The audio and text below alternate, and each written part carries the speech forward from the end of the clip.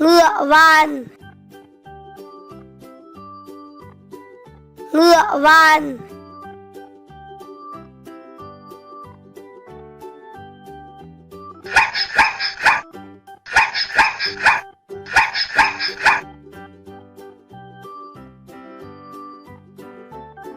Con trồn. Con trồn. Con trồn.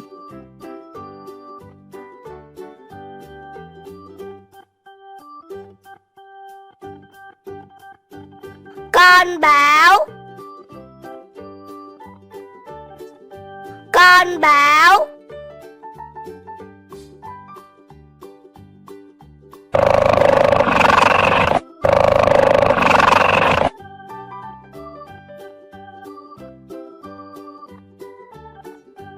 Cá sấu. Cá sấu.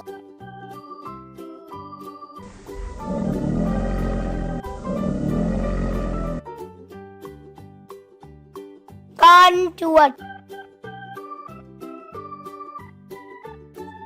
Con chuột.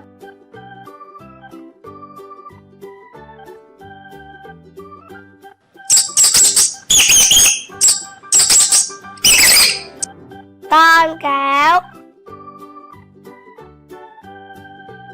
Con cáo.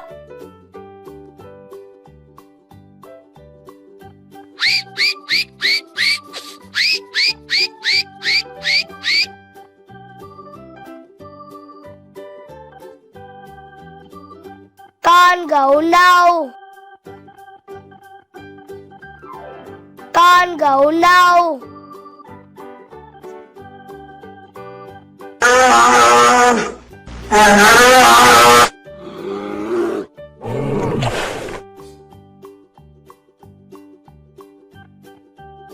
Con chim. Con chim.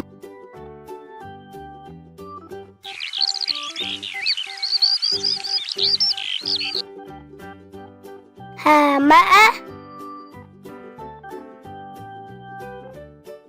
Hà mã.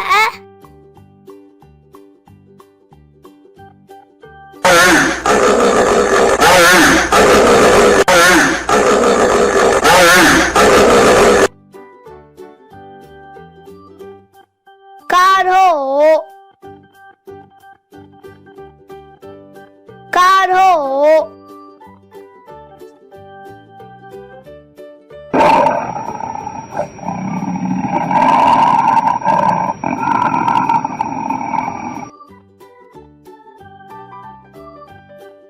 Con khỉ. Con khỉ.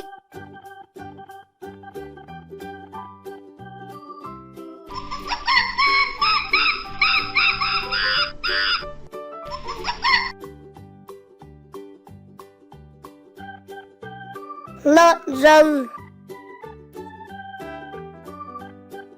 Lợn rừng.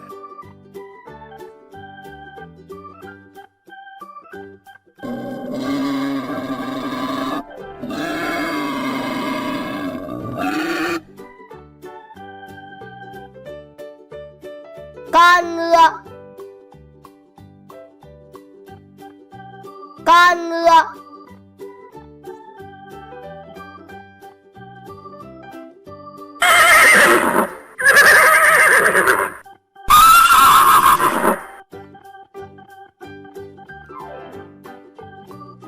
Con ếch.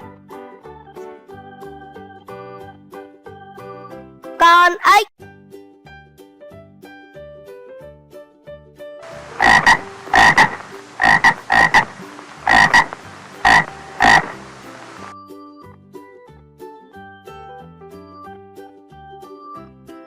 Đại bàng. Đại bàng.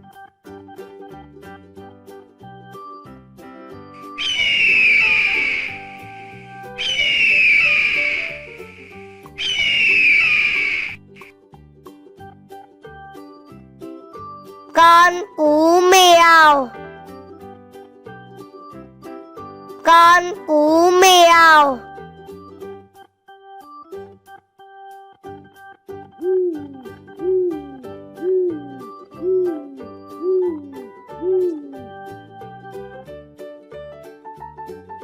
Chuột túi. Chuột túi.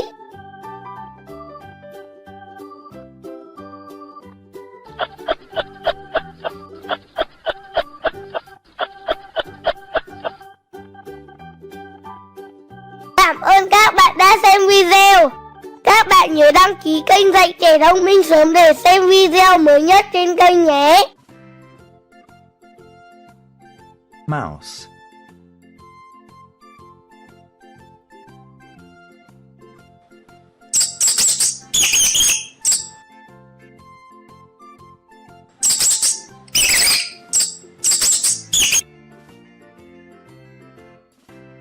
Cow. Cow.